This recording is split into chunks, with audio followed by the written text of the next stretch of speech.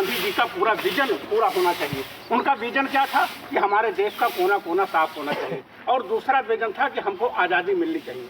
कोई बलात्कार जबरदस्ती हमारे ऊपर अपना अनुशासन न थोपे। हम सबको सम्मान देते हैं। वसुधैव कुटुंबकम की हमारी संस्कृति है, सर्वे भवन्तु सुखिनः की हमारी संस्कृति है।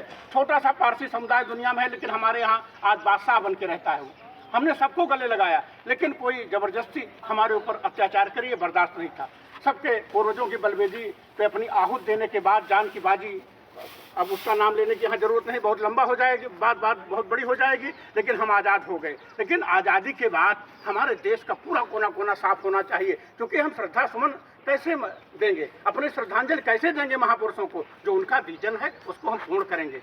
तो आज उसी विजन को पूर्ण करने के लिए जो प्रधानमंत्री का आह्वान है, हमारी रेलवे स्वच्छता पखवाड़ा मना रही है ये।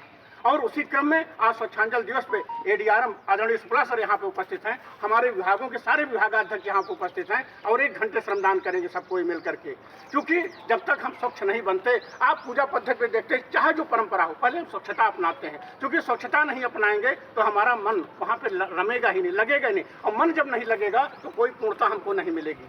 और विजन है हमारे प्रधानमंत्री जी का 2047 में हम पूर्ण विकसित बन जाएं, अपने ऊपर आत्मनिर्भर बन जाएं, और अपनी जो हमारी विरासत है उस पर गर्व करना आप सीखिए। आपने पतंजलि को देखा, आपने बुद्ध को देखा, आपने कृष्ण को देखा, नानक, मलू, रज्जम, मीरा, साहजो, दादो, दरिया, इतने बड़े बड़े संतों को देखा, श्रेष्ठ मनोवैज्ञानिकों को आपने देखा, धर्म के विवेकानंद को, आदि शंकराचार्य को देखा।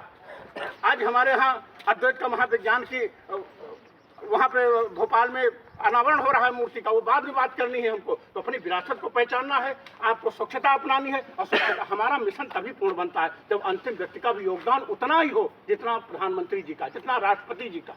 हमको एक संकल्प लेना पड़ेगा, हमारे भीतर एक जागरूकता आनी चाहिए। हम पुलिसिंग से गवर्न होने वाले नहीं हैं, हम स्व अनुशासन से चलेंगे। तो प्रधानमंत्री जी का वहाँ से निर्देश आया, हम लोग सारे लोग एकजुट हो गए, और इसी के तहत और एक छोटी सी बात बता दें आपको, रेलवे हमारा कितना मुस्तैद है इसको लेकर के। हमारे एनोरोबिक बैक्टीरिया के बायो टैंक लगा दिए गए ट्रेनों में, कि कोई फ्री डिस्चार्ज ऑफ टॉयलेट अब नहीं होगा ट्रेन के ऊपर।